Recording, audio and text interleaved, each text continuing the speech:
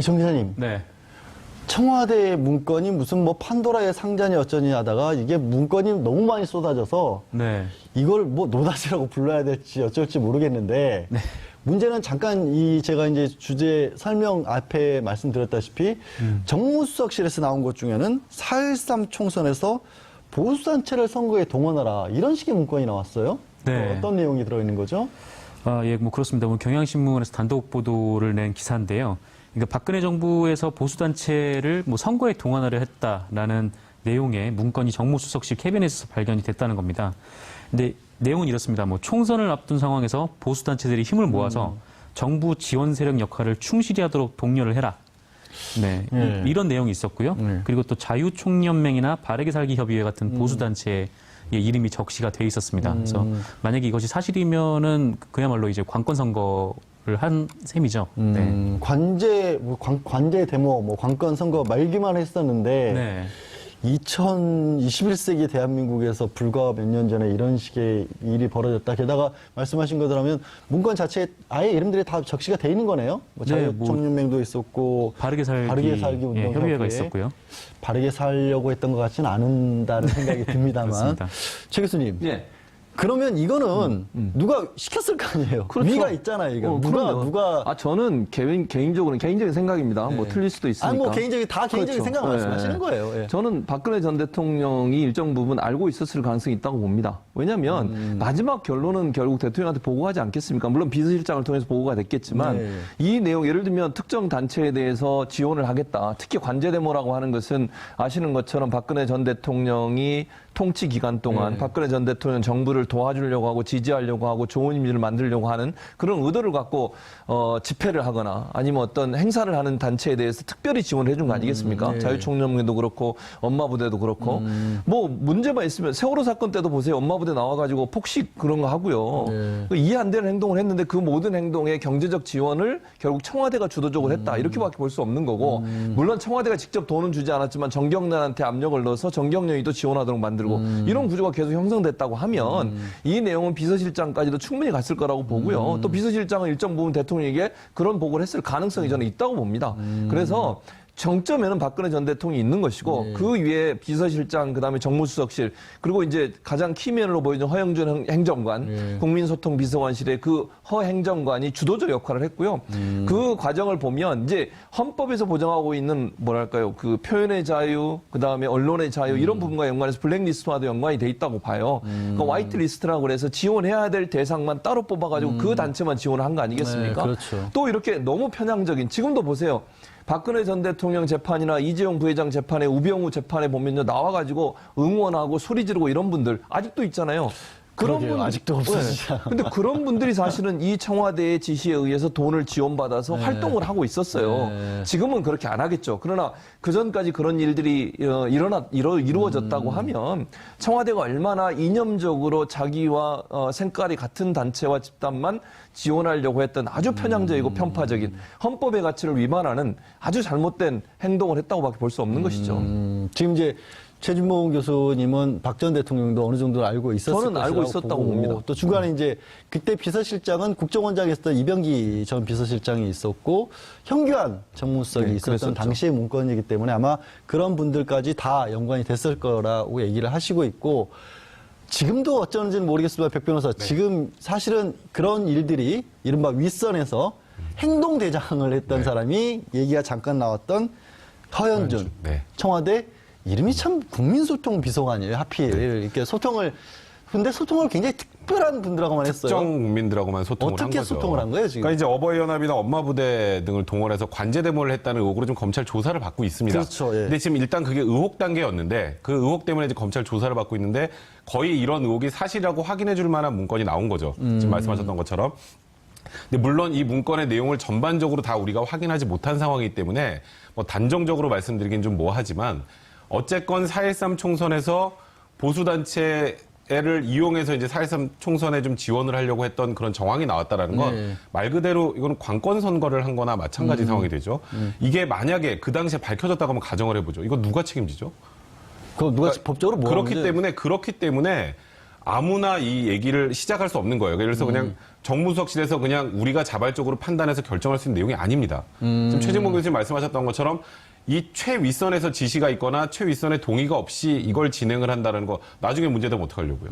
아니, 그럼 백 변호사, 지금 말씀을 하셨으니까 나중에 솔직히 사실 이렇게 수사를 해보다가 누군가를 이 보수단체를 동원해서 누군가 특정 의원을 예를 들어서 당선을 시켰다라는 것까지 혹시 나온다면 네. 그분 어떻게 해야 돼요? 뭐 그 당선이 됐다는 걸 지금 되돌릴 수 있는 방법은 없지만 그 윗선의 지시가 어디까지인지 아마 수사가 진행될 겁니다. 왜냐하면 지금 이 청와대에서 나온 문건들을 이제 검찰 특수 일부에 지금 배당을 했단 말이에요.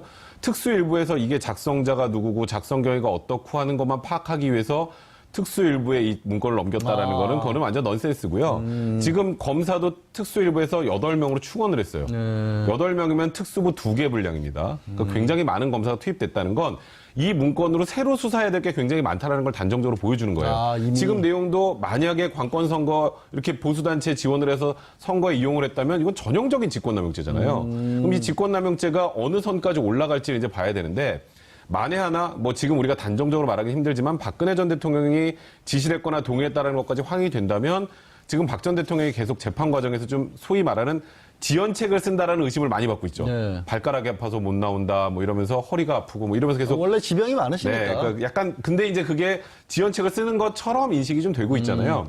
만약에 그런 의도라면 그 의도를 물거품으로 만들 내용이 될 가능성이 분명히 있어요. 그런 정도까지? 왜냐하면 구속영장을 재청구하는 데 또다시 추가로 띄울 만한 내용들이 들어있을 가능성이 있기 때문에 그러니까 박 전 대통령 입장에서 굉장히 부담스러운 문건들이 좀 나오고 있다 이렇게 혹시라도 지금 백 변호사 얘기는 이제 구속기간이 만료가 박 전 대통령이 10월 구속기간 16일 이죠. 만료 이후에는 불구속 상태에서 재판을 받고 네. 싶어서 계속해서 지연 전략을 쓰는 것처럼 보이는데 이 문건들 때문에 직권남용이라도 추가 기소가 되면 네. 그게 소용이 없어진다. 그렇죠. 그런 그럼 다시 말씀을 또 6개월이 이제 구속기간이 또 늘어날 확보가 수 있으니까요. 야, 지금 백 변호사가 어마어마한 얘기를 하는 셈인데 최 교수님, 네. 이게 박근혜 정권에서 돈을 줄 때도 그냥 주진 않았더라고요. 그러니까요. 보수 단체들끼리 이른바 시험도 봐가면서 돈을 줬다면서요. 또 그러니까 평가를 한 거죠. 예를 들면 얼마나 집회를 많이 하고 얼마나 열심히 했냐. 그러니까 네. 박근혜 정부를 보호하고 옹이하기 위해서 얼마나 열정적으로 뛰었냐를 경쟁을 평가해서 시켰다면 그렇죠. 경쟁을. 그래가지고 돈 지원금이 달라지는 거예요. 그러면 결국 보수단체들 같은 경우에는 어떻게든지 정부에 좋게 보일 수밖에 없고 그러려면 네. 더 적극적으로 자극적으로 공격을 할 수밖에 없는 거죠. 예를 들면 뭐 세월호의 그 광화문에 텐트 쳐놓고 있는 분을 공격한다거나 네. 아주 날선 비판을 한다거나 빨갱이라고 하는 색깔론을 제시한다거나 이런 방법을 통해서 진보적 성향의 단체들이나 진보적 성향의 뭐 야당이든 아니면 어떤 단체들이든 공격을 무차별적으로 하는 거죠. 그럼 결국 충성 경쟁을 하면 할수록 어떻게 되겠습니까? 더 많은 색깔론이 나올 수밖에 없는 것이고요. 어떻게든 예. 그렇죠. 그렇게 돼서 더 많은 돈을 받아내기 위해서라도 보수 단체들은 경쟁적으로 더 자극적인 발언이나 자극적인 행동을 할 수밖에 없는 결국 이 모든 우리가 이해할 수 없는 행동들이 많았잖아요. 엄마 부대든 어버이 연합이든 그런 행동들을 지금 돌아서 보니까 이 자료들을 놓고 본다고 하면 결국 그 뒤에 정부가 그걸 부추기고 정부가 그걸 적극적으로 지원하고 정부가 그걸 더 확대 재생산하도록 만들었다고밖에 볼 수 없는 거 아니겠습니까? 이거는요 국정농단과 함께 우리 사회를 전 국민의 대통령이라고 뽑아놨더니 결국 자기만 좋아하는 사람들을 위해서 일했던 박근혜 전 대통령이 아주 잘못된 정치 통치 행위라고밖에 볼 수 없는 것이죠. 100% 통합이 결국에는 본인의 뜻에 맞는 100% 통합이었다는 그런 건데 이 와중에 정 기자님 이제 정무수석 정책조정수석실이었나요? 네. 그때 기획비서관실에서 발견된 거 아까 한 3시쯤에 청와대 박수현 수석 대변인이 네. 그 문건 500사건의 제목 일부하고 일부 내용을 공개를 했습니다. 발표를 했는데 네. 어떤 내용들이 주로 들어가 있었다고 오늘 발표 내용이 뭐였죠? 일단 박수현 대변인이 발표한 내용은 일단 뭐 첫 번째는 이건데, 그러니까 일단 보수 단체들에 대한 그 기금 지원이 들어갔다는 거예요. 그러니까 예. 특정한 이념의 확산을 계속 이제 유지를 했다는 거죠. 그러니까 구체적으로 보면 뭐냐면 뭐 청년과 해외 보수 세력을 뭐 육성을 하라. 그다음에 국정 환경 진단 및 운영 기조라는 문건이 있는데 여기서는 보수 농객 육성의 프로그램을 만들어 가지고 활성화를 시키라. 네, 이런 식으로 이제 이데올로그를 만들어서 이렇게 전파를 하겠다는 거죠. 그리고 2015년 7월 비서실장 주재 수석비서관 회의 결과 문건이라는 것도 있는데 여기서는 신생 청년 보수 단체들에 대한 뭐 관련 기금 지원을 적극 검토하라. 네, 이런 내용이 있다고 합니다. 있습니다. 예. 그리고 또 삼성물산 합병안에 대한 뭐 국민연금 의결권 관련된 내용도 있고요. 그다음에 뭐 서울시 관련된 내용도 있고, 네, 어쨌든 뭐 여러 가지 내용이 있습니다. 이게 이른바 이제 지금 재판을 받고 있는 것은 지원을 배제했다는 블랙리스트와 관련해서 재판을 받고 있고 네. 그렇게 지원을 배제했던 문화예술기가 있는가 하면 화이트리스트라고 불러야겠죠. 또 적극적으로 도와주는 그런 단계도 있었다라는 게 이 문건으로서 어느 정도 확인이 된 것 같은데 네. 그렇게 봐야겠군요. 네, 그러면. 그렇습니다. 백 변호사, 네. 그러면 뭐 받으셨어요? 네? 뭐 받으셨어요? 뭘 받았나요, 아니 제가? 보수 농객 지원책이 제가 있었다고 하니까. 보수 농객인가요? 아니 혹시 뭐 궁금해- 진보인지 중도인지 보수인지 전 잘 궁금해서 모르겠습니다만 혹시 받으신 게 있나 싶어서. 저는 없네요. 없어요? 네, 저는 없네요. 그러니까 저는 보수로 보지 않았었나 봐요. 그러니까 그런가요? 제가 그럼 이게 지금 받았으면 어떻게 되는 거예요, 이게? 뭐 받았으면 문제될 건 없죠. 사실 법적으로는. 정부가 잘못한 건 잘못했지만 근데 정부가 받았다고 해도 정부가 어떻게 되냐고. 정부요? 정부 뭐냐고요? 정부가 잘못한 게 뭐냐고요? 정부가 잘못한 거는 이거는 도의적으로 비난받을 문제죠. 정치적으로 문제가 될 부분이고요. 사실 저희가 공무원이 아니기 때문에 뭐 뇌물죄 대상도 아니고 뭐 김영란법 대상도 아니고 그럼 준 사람도 역시 처벌 안 받죠.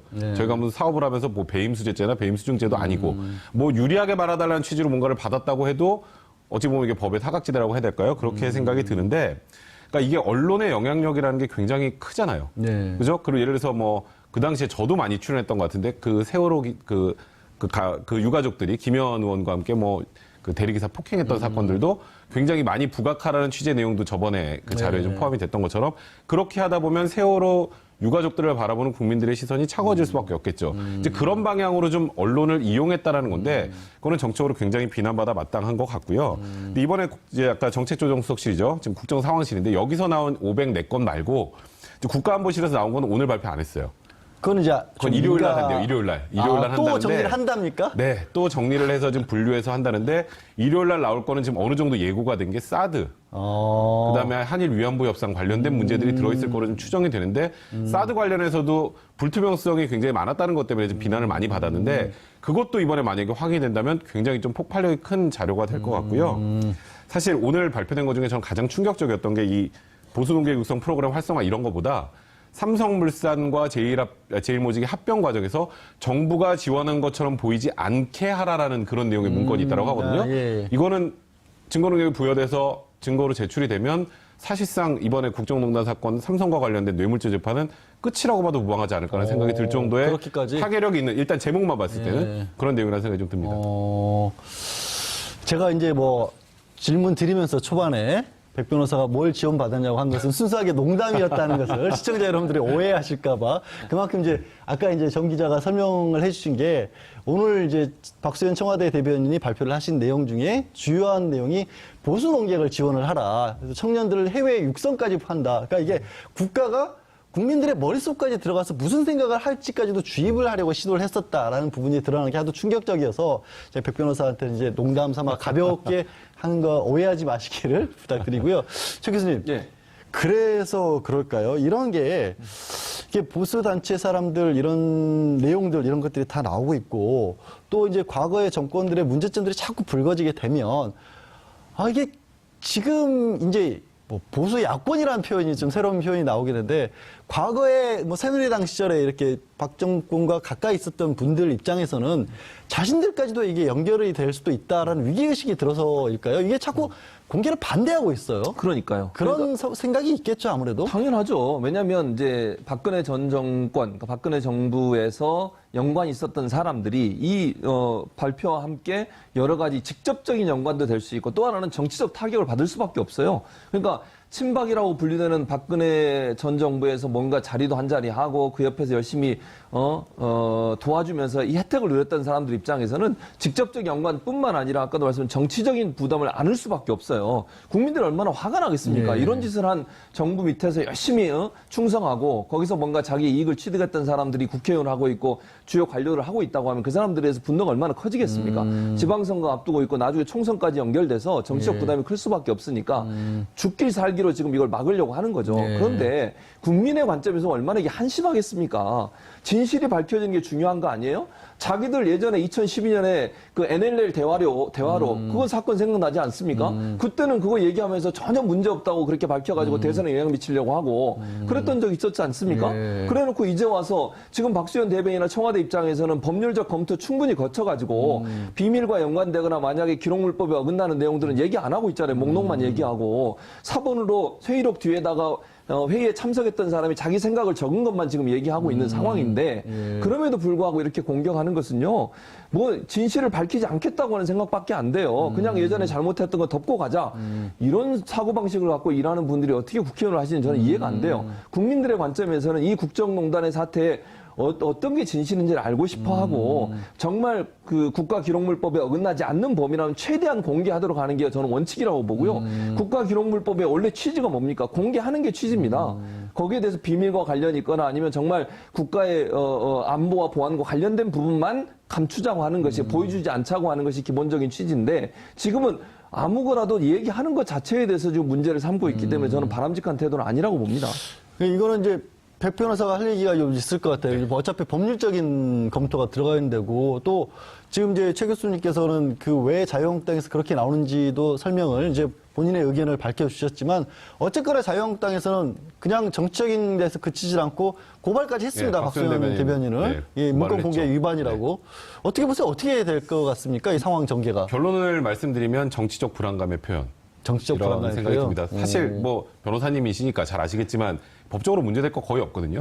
왜냐하면 지금 공무상 비밀 아니, 누설 제가 하는 게 중요한 게 아니라 네. 시청자분들이 아셔야 그래서 돼요. 지금 말씀드리려고요.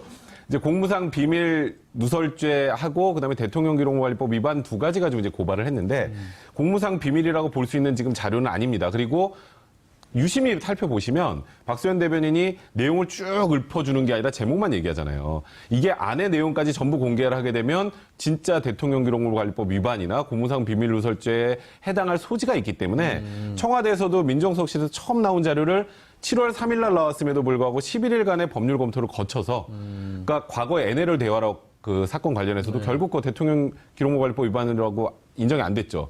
그 왜 안 됐을까요? 그때는 국정원에서 만들었으니까. 아니 그리고 또 사본이었기 때문에. 네, 사본이었고. 그리고 이번에 그래서 제목만 발표를 하고 검찰에 넘긴 게 원본이 아니라 사본입니다. 그러니까 청와대에서도 나름 확실하게 법률적 검토를 하고 발표를 한 거예요. 물론 이 발표 자체가 이걸 정치적으로 이용했다라는 뭐 야당의 비판은 충분히 뭐 이해할 수 있습니다. 왜냐하면 뭐 자유한국당이 입을 타가 워낙 크기 때문에. 하지만 이게 법적으로 문제 제기하기는 쉽지 않은데 이렇게 제기를 하고 있는 건 그만큼 지금 자유한국당이 불안함에 사로잡혀 있다라고 생각이 들고요. 이게 왜냐하면 아까 제가 그 말씀 드렸죠. 특수일부에 8명의 검사가 있는 곳에 이 청와대 문건이 넘어가지 않습니까? 그러면 지금 국정농단에 관련해서 재판을 받고 있는 분들 외에 다른 분들이 수사 대상에 오를 수도 있어요. 가능하죠. 그게 충분히. 누굴지 알 수 없습니다. 그러면 자유한국당 입장에서는 지금 불안감에 이건 정치 탄압이다, 정치 보복이다라고 주장할 수밖에 없는 사안인 거예요. 그러다 보니 일단 선제적으로 이건 형사적으로 문제 있으니까 우리 고발합니다라고 하면서 청와대를 조금 이 속도를 늦추게 만들어 보려는 하나의 정치적 뭐 셈법이라고 봐야 될까요? 그렇게밖에 보이지 않습니다. 그러니까 이제 공개를 할 수 있다 없다 막 얘기를 하는데 우리가 이게 가장 쉽게 이제 지정 기록물일 때는 공개를 못 하는 거 아니에요. 근데 그렇죠.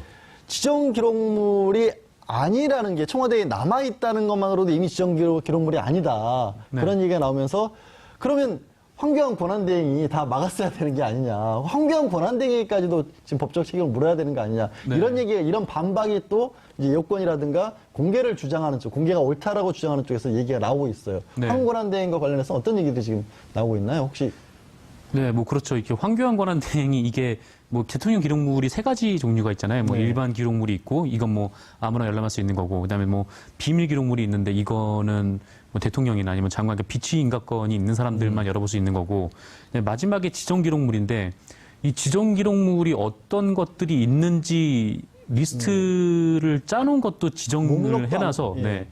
그러니까 목록을 볼 수 없는 상황에서 어떤 게 지정 기록물이고 어떤 게 일반 기록물이고 그거를 좀 알 수 없는 상황이잖아요. 그래서 오히려 대통령 기록물 관리법 위반이라고 하면 황교안 총리를 수사해야 되는 거 아니냐. 황교안 권한대행이? 네, 권한대행을. 뭐 그런 이제 뭐 네티즌들의 의견들이 있죠. 그러니까 그런데도 어쨌거나 이런 논의가 있다는 것 자체가 이제 이거는 최 교수님 아까는 이제 강력하게 이게 옳지 않다라는 걸 말씀하셨지만 그럼에도 불구하고 이제 반대로는 여전히 나와요. 특히 NLL과 관련해서 저도 NLL 대화로 공개됐을 때 정말 이게 어떻게 이런 일이 자꾸만 공개가 돼야 되냐. 왜 대통령이 청와대가 중요한 국정 수행을 했던 것들이 일일이 다 까발려지게 되면, 낱낱이 밝혀지게 되면 어느 정권이 일을 할 수 있겠느냐라는 측면에서 저도 그때는 막았었거든요. 그러니까 저보고도 이제 그때 제가 막아야 된다라고 주장했던 걸 아시는 분들은 너 그때는 막아야 된다고 했고 왜 지금 공개하는 걸 찬성하느냐. 이런 반론도 나오고 있어요. 그렇죠. 그러니까 지금 양 변호사님 말씀하신 것처럼 이게 국가 간의 어떤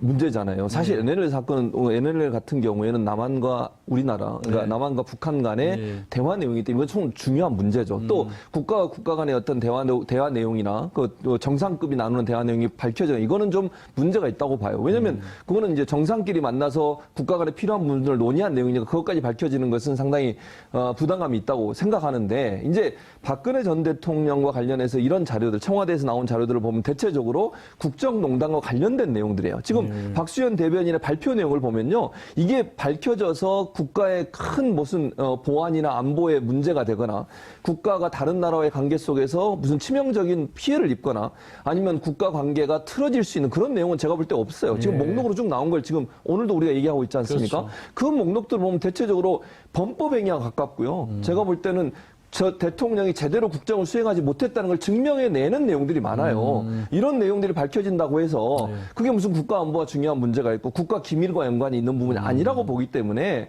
이거는 국민의 알 권리 차원에서 공개해도 된다고 저는 생각을 합니다. 다만 그것도 박수현 대변인이 그럼에도 불구하고 조심스럽게 얘기를 하잖아요. 왜냐하면 목록만 얘기하고 구체적인 얘기를 하지 않는 이유는 법률적 검토를 검찰이나 법원을 통해서 받아보겠다는 겁니다. 그래서 거기서 판단해서 공개해도 된다고 판단되는 걸 공개하도록 하겠다는 것이고 그래서 저는 내용의 그 목록들만 얘기한다고 보고요. 아주 조심스럽게 저는 접근하는 방법이라고 저는 생각을 해요. 만약에 이게 어떤 내용이다까지 다 밝혔으면 분명 이보다 훨씬 더 큰 반발이 있었을 겁니다. 그러나 청와대에서는 그걸 조심스럽게 접근한다고 보고 저는 기본적으로 아까도 말씀드렸지만 대통령이 국정을 수행하는 과정에 있어서 우리의 안보나 아니면 외교 관계에 치명적인 영향을 미칠 수 있는 내용이 아니고 정말 대통령이 제대로 직무를 수행하지 못하고 개인의 어떤 이익을 위해서 사적인 방법으로 국가 통치 권력을 이용했다고 하면 그 부분은 밝혀내야 된다고 생각해요. 그건 범죄 행위 아니겠습니까? 그렇죠. 그런 부분까지도 다 감춰주기 위해서 국가기록물 관리법이 있는 건 아니라고 저는 생각하기 때문에 밝혀도 무방하다고 생각합니다. 참 그럼에도 불구하고 왜 제가 자꾸 이런 거를 이제 거듭해서 여쭤보냐면 최근이라 몇 년 동안에 뭐 문건 내용 같은 게 나올 때마다 이게 이상하게 흐름이 바뀌어가지고 내용은 어디 가버리고 없고 이걸 공개한 것 자체를 가지고 뭐 문건 유출이 국기문란이다 뭐 이런 식으로 계속 틀어졌단 말이에요. 그렇죠. 백 변호사 혹시 이번에는 물론 이제 당시에는 뭐 집권 여당이 아니었기 때문에 그렇겠지만 어쨌든 혹시라도 뭐 여론의 향방이라든가 법적이라든가 이런 쪽으로 문건 유출, 공개 쪽으로 이게 좀 이상하게 방향이 틀어질 수 있는 그런 여지는 별로 없을까요? 저는 이번에는 여지는 거의 없다고 생각을 해요. 그건 힘이 있는 쪽에서 공개 쪽으로 초점을 맞추면 이제 그럼 공개 쪽으로 가는 겁니다. 가이드라인이 제시가 생각해 되니까. 보시면 정윤회 문건 파동 때도 그 문건 내용의 진위가 중요한 거였는데 그 문건을 유출한 게 국기문란행위가 됐잖아요. 그렇죠. 분명히 그걸 또 박근혜 전 대통령이 찌라시라고 표현까지 했는데 그렇죠. 찌라시를 유출한 게 국기문란행위가 되면서 그 내용도 그냥 자연스레 거짓인 것처럼 하면서 묻혀졌고요.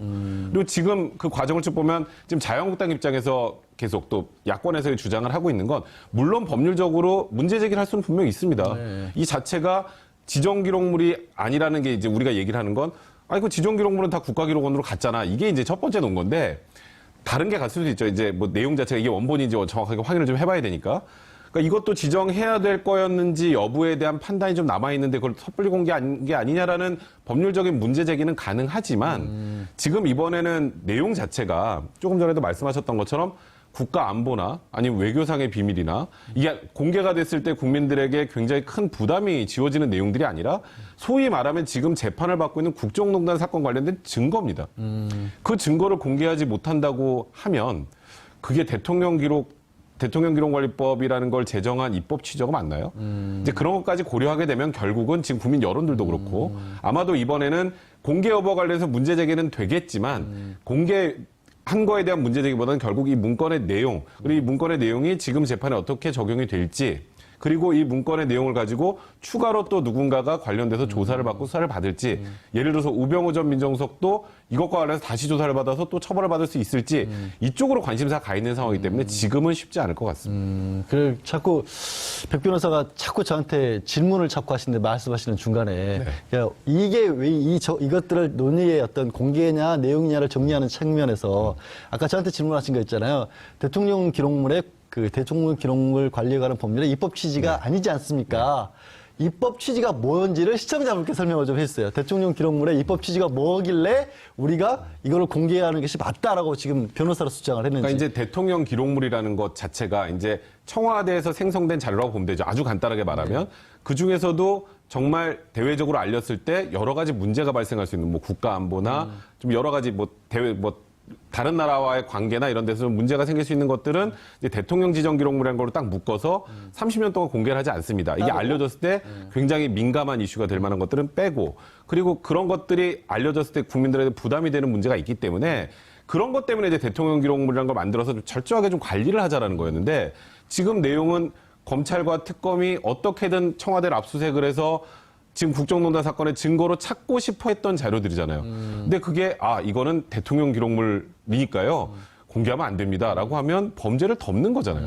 그럼 대통령 기록물 관리법이라는 걸 만들어 놓은 입법 취지하고 지금 이거를 비공개해야 된다는 것은 맞지가 않죠. 설사 이게 대통령 기록물이라고 할지라도. 지정 그런 기록물이라고 할지라도. 지정 기록물이라고 할지라도. 그게 대통령 지정 기록물을 만드는 건 전 정권에서 하는 겁니다. 전 정권에서 예를 들어서 범죄를 은폐하기 위해서 지정 기록물을 만들었는데 그게 은폐하기 위해서 만들었는데 대통령 지정 기록물이라는 이유로 전혀 공개를 하지 못한다? 그건 좀 이해가 되지 않지 않나요? 그런 취지로 제가 아까 입법 취지하고 지금 상황을 비교할 필요가 있다 말씀드린 겁니다. 정 기자님, 네. 백성군 변호사가 내용에 관해서 공개라고 얘기를 해도 법적 책임이 없다라고 단언을 해주셨으니까 네. 우리는 백 변호사를 믿고 내용에 관해서 이제 얘기를 해보죠. 혹시 문제가 생기면 백 변호사가 책임질 겁니다. 예, 방송에서 이렇게 공개적으로 얘기를 했으니까. 사실 이제 이번에 발견된 거에 관해서는 얘기를 거의 이제 박수현 대변인이 안 해주셔서 내용을 네. 잘은 모르는데, 지난번에 이제 이명박 정부 시절에 국정원 SNS 장악 문건이라는 게 나왔잖아요. 보고서가. 네, 그랬죠. 이번에도 사실 이번에 나온 것도 선거 개입 얘기가 나왔는데 그 구체적인 내용을 어쩌면 비교해서 볼 수 있는 게 당시에 말씀드린 SNS 보고서라는 거예요. 네. 그 내용을 좀 소개를 해주세요. 그러면. 예, 그 세계일보가 한번 공개를 한 이후에 계속적으로 지속적으로 보도를 하고 있는데요. 그러니까 한마디로 뭐 이런 겁니다. 지난 2011년 그 11.6 재보궐선거에서 박원순 서울시장이 당선이 된 이후에 그때 이제 국가정보원에서 그 선거를 이제 분석을 하면서 SNS를 뭐 일종의 이제 진보나 아니면 청년층에서 많이 이제 이용을 하고 있으니까 그거를 뭐 보수 진영에서 유리하도록 여론 지형을 바꾸자. 그러니까 앞으로? 사실상의 여론 조작을 공모를 한 거죠. 그래서 뭐 SNS에서 뭐 내년 총선 대비 입시자들의 뭐 학교나 뭐 지역 그런 커뮤니티를 뭐 강화를 하라.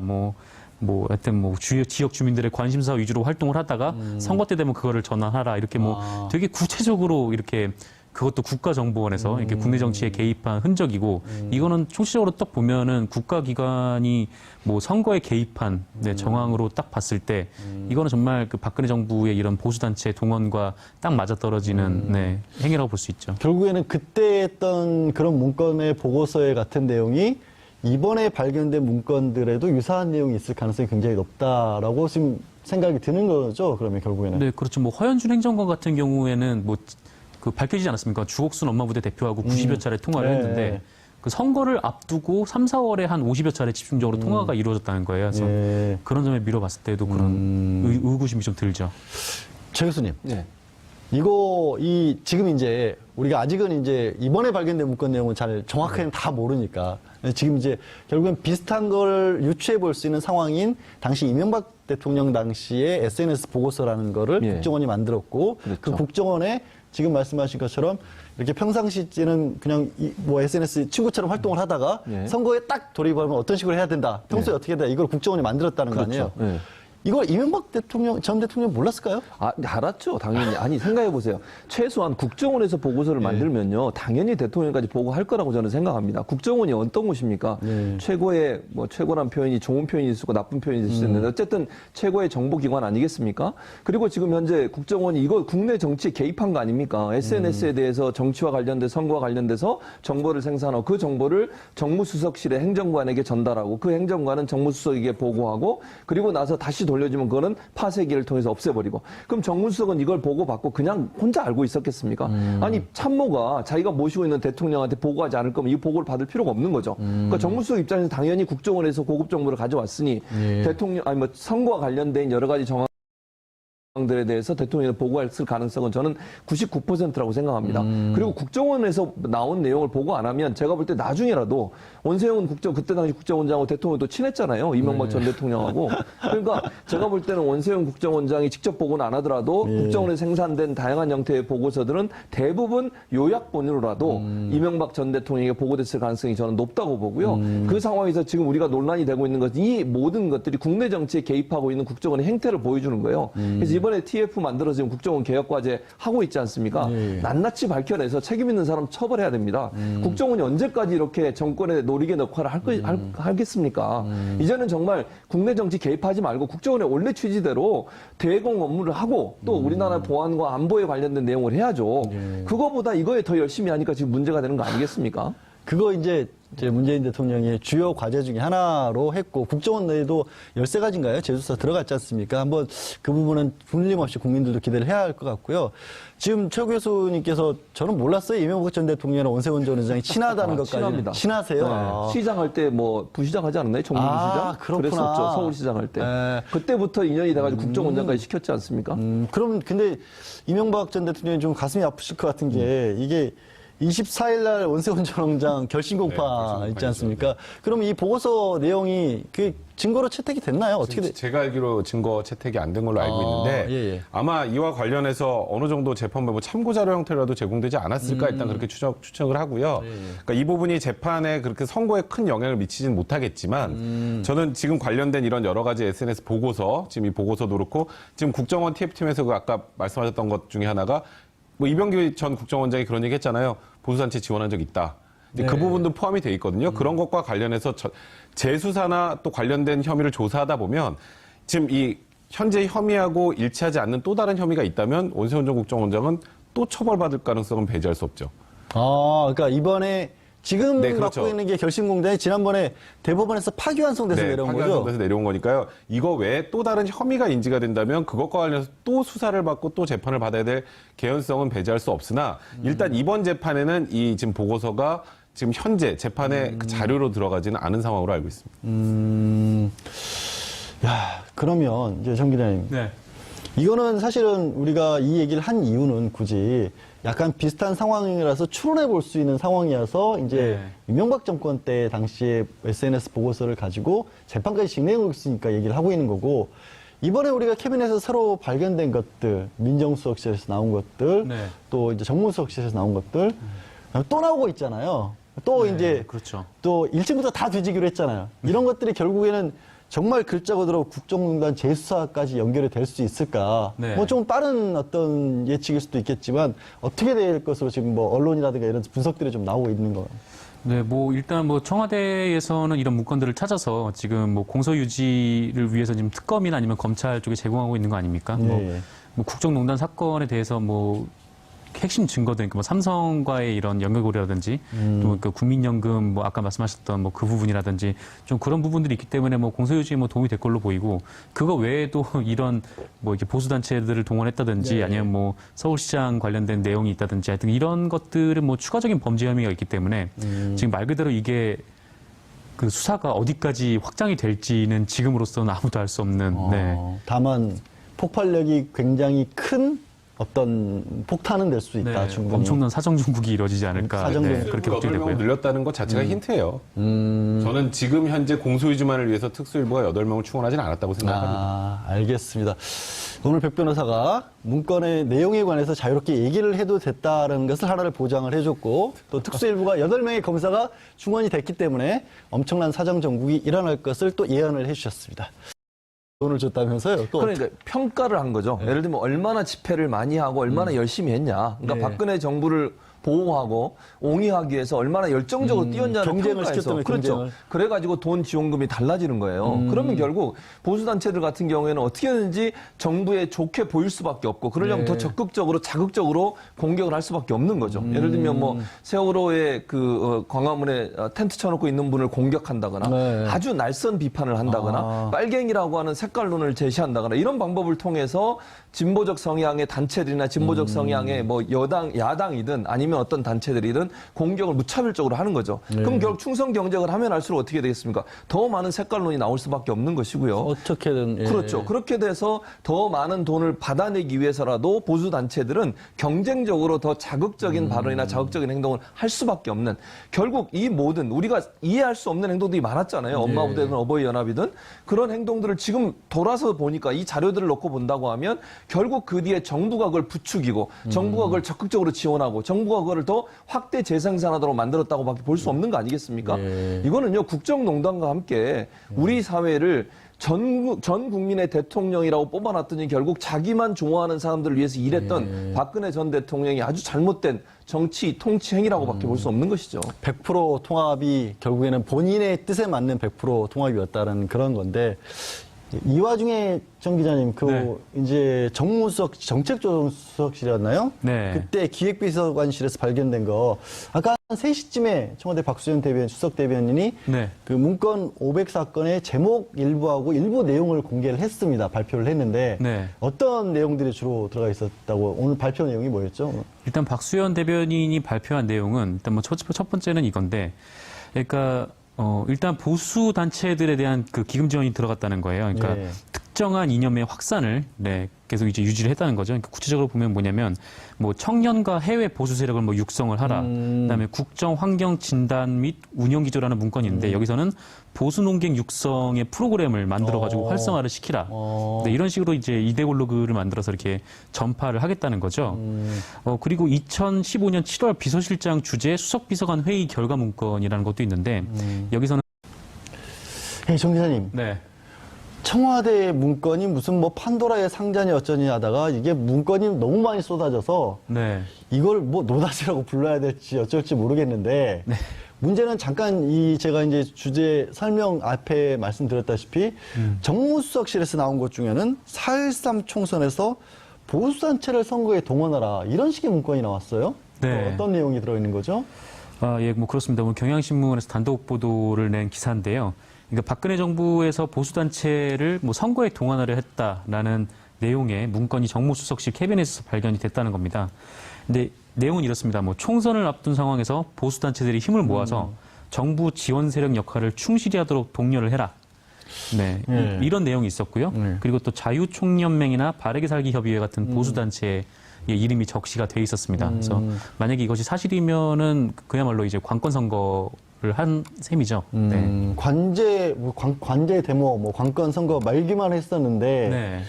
21세기 대한민국에서 불과 몇 년 전에 이런 식의 일이 벌어졌다. 게다가 말씀하신 것들 하면 문건 자체에 아예 이름들이 다 적시가 돼 있는 거네요. 뭐 네, 자유총연맹도 있었고 바르게 살기 운동협의회 협의회가 있었고요.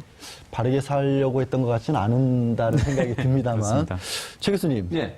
그러면 이거는 누가 시켰을 거 아니에요. 그렇죠. 위가 있잖아요. 이거 누가 저는 개인적인 생각입니다. 뭐 틀릴 수도 있으니까. 아니 뭐 개인적인 그렇죠. 생각 말씀하시는 거예요. 예. 저는 박근혜 전 대통령이 일정 부분 알고 있었을 가능성이 있다고 봅니다. 왜냐하면 마지막 결론은 결국 대통령한테 보고하지 않겠습니까? 물론 비서실장을 통해서 보고가 됐겠지만 이 내용 예를 들면 특정 단체에 대해서 지원을 하겠다. 특히 관제 데모라고 하는 것은 아시는 것처럼 박근혜 전 대통령이 통치 기간 동안 박근혜 전 대통령 정부를 도와주려고 하고 지지하려고 하고 좋은 이미지를 만들려고 하는 그런 의도를 갖고 집회를 하거나 아니면 어떤 행사를 하는 단체에 대해서 특별히 지원을 해준 거 아니겠습니까? 자유총연맹도 그렇고 엄마 부대도 그렇고 뭐 문제만 있으면 세월호 사건 때도 보세요. 엄마 부대 나와가지고 폭식 그런 거 하고요.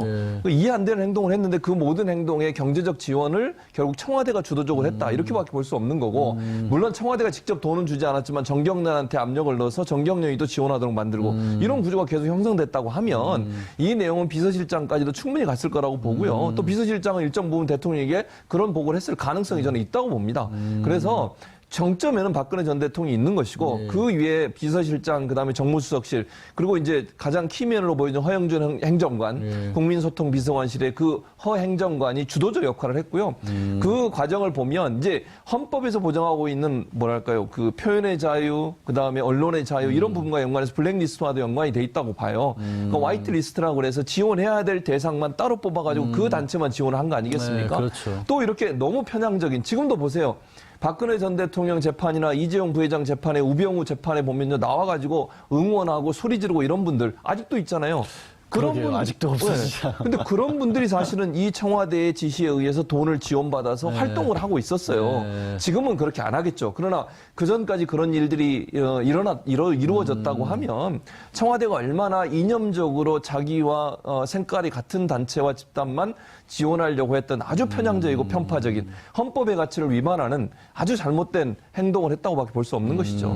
지금 이제 최진봉 교수님은 박 전 대통령도 어느 정도 알고 있었을 저는 알고 것이라고 있었다고 보고, 봅니다. 또 중간에 이제 그때 비서실장은 국정원장에 있었던 이병기 전 비서실장이 있었고 현규안 정무수석이 있었던 그랬었죠. 당시의 문건이기 때문에 아마 그런 분들까지 다 연관이 됐을 거라고 얘기를 하시고 있고, 지금도 어쩌는지는 모르겠습니다. 백 변호사. 지금 사실은 그런 일들이 이른바 윗선에서 행동대장을 했던 사람이 얘기가 잠깐 나왔던 허현준 네. 청와대 이름이 참 국민소통 비서관이에요. 하필 이렇게 소통을, 근데 소통을 굉장히 특별한 분들하고만 했어요. 특정 국민들하고만 소통을 한 어떻게 거죠. 소통을 한 거예요, 지금? 그러니까 이제 어버이연합이나 엄마부대 등을 동원해서 관제대모를 했다는 의혹으로 좀 검찰 조사를 받고 있습니다. 그렇죠, 예. 근데 지금 일단 그게 의혹 단계였는데 그 의혹 때문에 이제 검찰 조사를 받고 있는데 거의 이런 의혹이 사실이라고 확인해 줄 만한 문건이 나온 거죠. 지금 말씀하셨던 것처럼.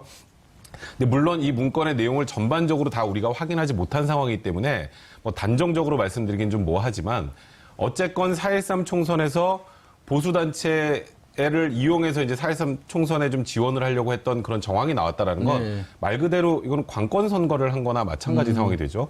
이게 만약에 그 당시에 밝혀졌다고 한번 가정을 해보죠. 이거 누가 책임지죠? 그거 누가 법적으로 뭐 그렇기 하는지. 때문에 신생 청년 보수 단체들에 대한 뭐 관련 기금 지원을 적극 검토하라 이런 내용이 있다고 합니다. 그리고 또 삼성물산 합병안에 대한 뭐 국민연금 의결권 관련된 내용도 있고요. 그다음에 뭐 서울시 관련된 내용도 있고, 네, 어쨌든 뭐 여러 가지 내용이 있습니다. 이게 이른바 이제 지금 재판을 받고 있는 것은 지원을 배제했다는 블랙리스트와 관련해서 재판을 받고 있고, 네. 그렇게 지원을 배제했던 문화예술기가 있는가 하면 화이트리스트라고 불러야겠죠. 또 적극적으로 도와주는 그런 단계도 있었다라는 게 이 문건으로서 어느 정도 확인이 된 것 같은데, 네. 그렇게 봐야겠군요. 네, 그러면. 그렇습니다. 백 변호사, 네.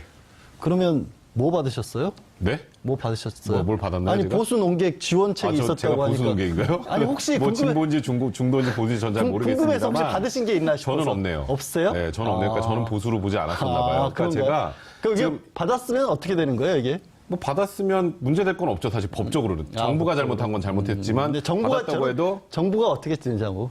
정부요? 정부 뭐냐고요? 정부가 잘못한 게 뭐냐고요? 정부가 잘못한 거는 이거는 도의적으로 비난받을 문제죠. 정치적으로 문제가 될 부분이고요.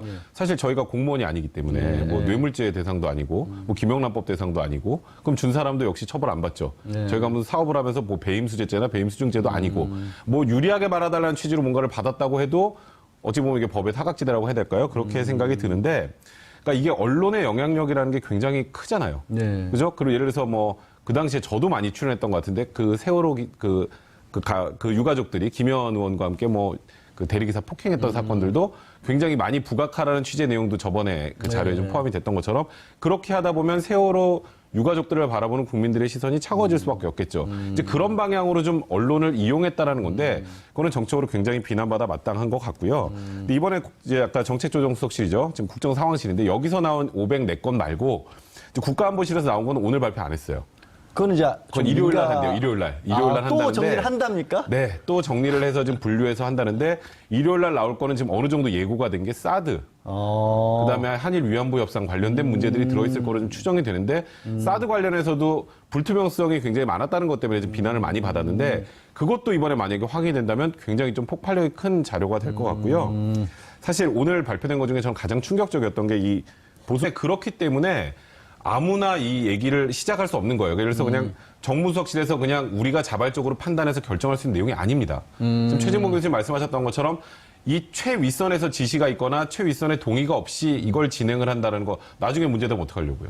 아니, 그럼 백 변호사, 지금 말씀을 하셨으니까, 나중에 솔직히 사실 이렇게 수사를 해보다가, 누군가를, 이 보수단체를 동원해서 누군가 특정 의원을 예를 들어서 당선을 시켰다라는 것까지 혹시 나온다면, 네. 그건 어떻게 해야 돼요?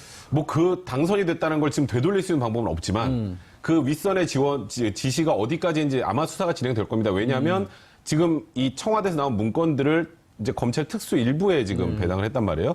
특수 일부에서 이게 작성자가 누구고 작성 경위가 어떻고 하는 것만 파악하기 위해서 특수일부에 이 문건을 넘겼다라는 거는 그거는 완전 넌센스고요. 지금 검사도 특수일부에서 8명으로 충원을 했어요. 8명이면 특수부 2개 분량입니다. 그러니까 굉장히 많은 검사가 투입됐다는 건 이 문건으로 새로 수사해야 될 게 굉장히 많다는 걸 단정적으로 보여주는 거예요. 아, 이미. 지금 내용도 만약에 관권 선거 이렇게 보수단체에 지원을 해서 선거에 이용을 했다면 이건 전형적인 직권남용죄잖아요. 그럼 이 직권남용죄가 어느 선까지 올라갈지를 이제 봐야 되는데 만에 하나 뭐 지금 우리가 단정적으로 말하기 힘들지만 박근혜 전 대통령이 지시를 했거나 동의했다는 것까지 확인이 된다면 지금 박 전 대통령이 계속 재판 과정에서 좀 소위 말하는 지연책을 쓴다라는 의심을 많이 받고 있죠. 네. 발가락이 아파서 못 나온다 뭐 이러면서 허리가 아프고 뭐 이러면서 계속 원래 지병이 많으시니까. 네, 그러니까 약간 근데 이제 그게 지연책을 쓰는 것처럼 인식이 좀 되고 있잖아요.